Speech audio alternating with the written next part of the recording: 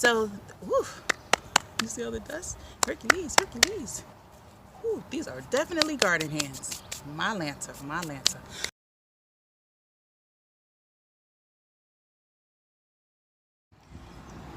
It's the tiniest hints of spring. You know, just enough to give you hope.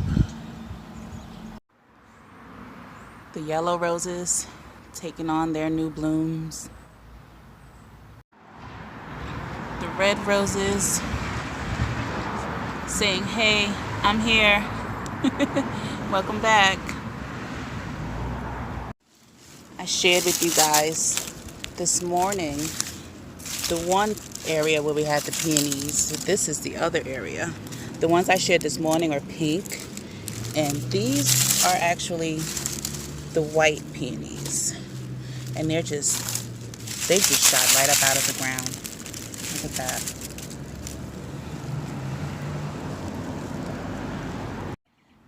New life is just opening up everywhere. Hey guys, I'm your girl KeeKeeSoto here. Welcome back to Urban Girl Gardening.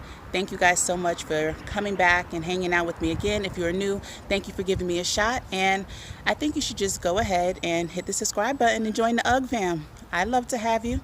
I'd love to have you. And when you subscribe, go ahead and leave me a comment and let me know that you did. You know? So that you can see me and I can see you and we can see each other. All right. So today has just been a beautiful day from beginning to end. Like, I have seen nothing but new life and new growth everywhere. And it brings me so much hope, so much happiness, so much faith. It's just springtime, guys. Just springtime. That's all I need to say. Springtime. Just love it. Just love it. I also got a package in today. And I got some asparagus crowns. So while I have a long list of things to do today, one of those things is going to be getting these guys in the ground. But they need to soak. So what I'm going to do is soak them while I go ahead and do the other things that I need to do. Stick around. So I've got a 5-gallon bucket. I'm going to take a drop of my liquid seaweed. I'm going to add some water to this, and we're going to soak those asparagus crowns.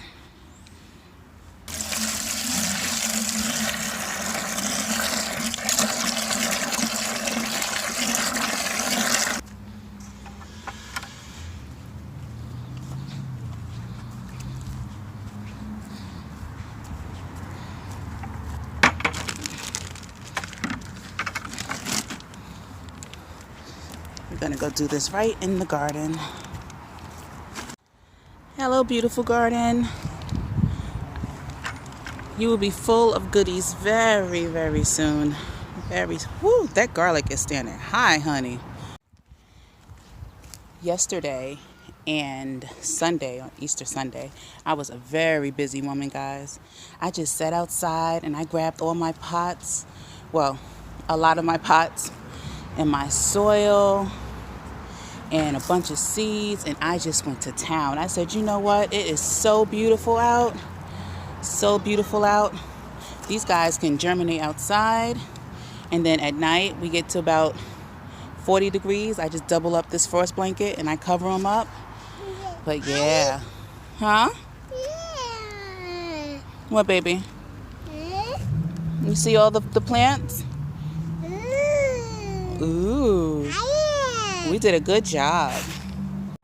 So these are my asparagus crowns. These are the purple passion asparagus. There should be 10 here, but my shipment was delayed by 4 days. So I'm starting to actually see, I don't know if you guys can see that, some mold in there. That I am not happy about. What I'm going to do is still going to give these guys a nice soak, but here are the roots, here are the crowns, and it's supposed to be 10. So let's see, 1, 2, 3,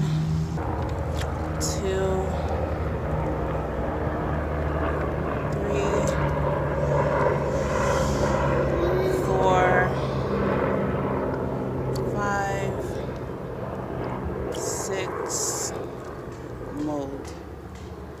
7, 8, 9, 10. Yeah, say 10. So they're all going to soak in here. I think they'll be okay. They're not dead. I think the shipment being delayed kind of hurt them. But, you know, I've been waiting for them, so I'm going to give them a shot. So another great thing about today is Romeo has arrived. So now Juliet has her Romeo, and they both better bring me lots and lots and lots of cherries. I decided to just put all of the fruit trees out here. So the apples are here, and now the cherries are here. And that's the lime that's been inside all winter long, sprouting new green growth. And this is the mini orange, I believe. Both of these were gifted to me. And they both already fruited, so I should be getting some fruit from them this year. Also, I wanted to talk to you guys a little bit about fertilizers, because on Miss Linda's live earlier, she talked about starting to use potassium in the garden. And I mentioned that I actually make my own potassium powder. So a few months ago, I did an entire video on DIY fertilizers to save, money, new gardeners money and whatnot. And one of the things I talked about was making your own potassium. Of course, you can do the liquid potassium, which is nice, but it doesn't last long, and you have to be careful with like mold and stuff like that. So here, this is actually powdered, and it smells like bananas. All it is dried banana peels, and I just put them through the grinder, and now I have potassium powder. So the actual process is every time that I get that I eat a banana, I take the peel, I put it in I wash it, I give it a good rinse, I put it in a Ziploc bag in the freezer, and then once the Ziploc bag is full, I just break up the banana peel a little bit and put it in a dehydrator. Don't ask me how long it gets dehydrated now. I don't know. When I dehydrate stuff, I usually put it in, besides herbs, because herbs don't take that long, but when I dehydrate stuff, like garlic, onions, and stuff to make my own spices, I usually put it in the dehydrator an hour or so before I plan on going to bed, and just check it the next morning. So yeah, so then I grind it up, the peels up, I put them in still frozen. They actually dehydrate a lot better frozen. Same thing with onions. If you freeze your onions and then dehydrate them, they dehydrate a lot better and a lot faster. So that's that. And then I actually did a video also on your own calcium powder. This is for when you transplant your tomatoes and your peppers, anything that gets bottom end rot, that could just use the extra boost of calcium to help absorb water evenly. I mean, blossom end rot comes from uneven watering, but a little boost of calcium never hurt. Some people plant whole eggs. I think powder is just a little easier. So I basically just rinse the eggshells, and then I put them in the oven at 350 for like 5 minutes. Let them cool, and then boom, into the dehydrator. And then you have your bone meal. This gives you your phosphorus. And you have your blood meal, and this gives you your nitrogen. I find that the nitrogen is better for leafy vegetables because nitrogen promotes strong leaf. I hope you guys can see me. This is so hard with the sunlight. But the nitrogen provides strong leaf growth and leaf development. So when you're planting corn, like when I plant my corn, I'm going to load it up with nitrogen. Load it up. And yes, all things need nitrogen, but not super strong amounts. So when I'm planting like greens and cabbages and stuff like that, I'll use a good amount of nitrogen. And then, so that's the N of the NPK. And then your phosphorus, ideal for bulbs. Your phosphorus helps for strong root growth, so that's really good when you're first planting like bare roots, like trees and the crowns we're about to plant. And then your potassium is what helps get all those blooms. Your bone meal is going to make sure those roots are strong so that you can get blooms, but the potassium, that's what helps you get lots of blooms, lots and lots of blooms. And then your calcium powder, your calcium builds strong cell walls. So if your plants are strong from the very beginning, then you'll get lots of blooms. So all these things work together. So I just wanted to do a quick little snippet on that, talking about that a little bit for you guys. So let's go and plant those asparagus grounds. All right, so I've already dug most of the holes that I need. I need 10, and 1, 2, 3, 4, 5, 6, 7, 8. I'm going to go ahead and dig the last 2 holes, and then we'll pop these crowns in the ground because I am losing sunlight.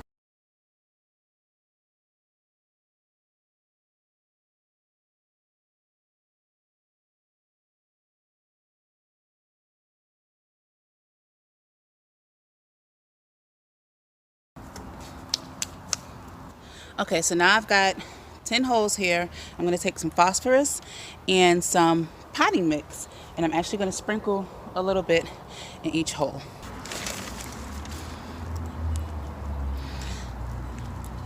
And this is just to lighten things up a bit for the roots to stretch out. Now my soil isn't necessarily clay, but it does compact easily. So that's just why I'm adding a little bit of this potting mix. It's to give those roots a little cushion. And I'm going to do the same thing with the phosphorus, strong roots.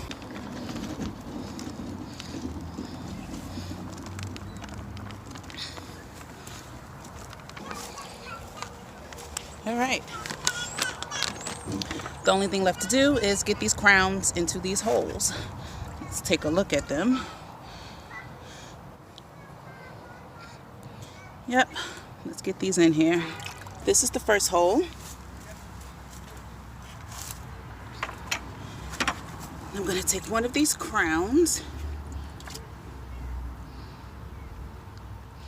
Hopefully this works out. I'm kind of upset about this mold. I've been waiting on these crowns for like a week. But anyway, so we're just going to keep our fingers crossed.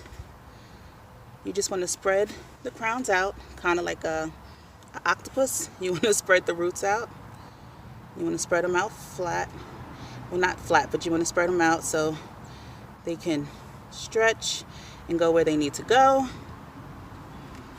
And then, since we do have the mold, I have added some hydrogen peroxide, a 1/4 cup of hydrogen peroxide to my 1.5 gallon watering can. And I'm going to water that in. It's antibacterial, antifungal, so we're going to try. We are going to try. And then I'm going to cover these crowns right up.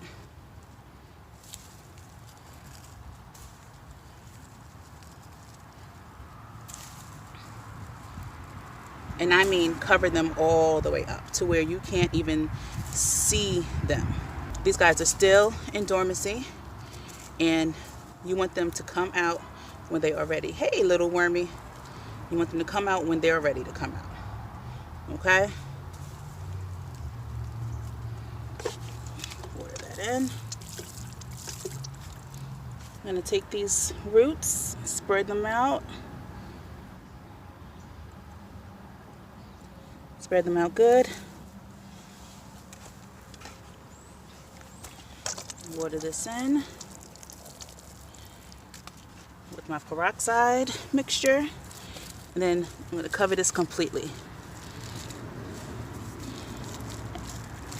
And this is a crown, just like strawberries, but when you're growing strawberries, you don't want to cover the crown, because that will cause your plants to rot.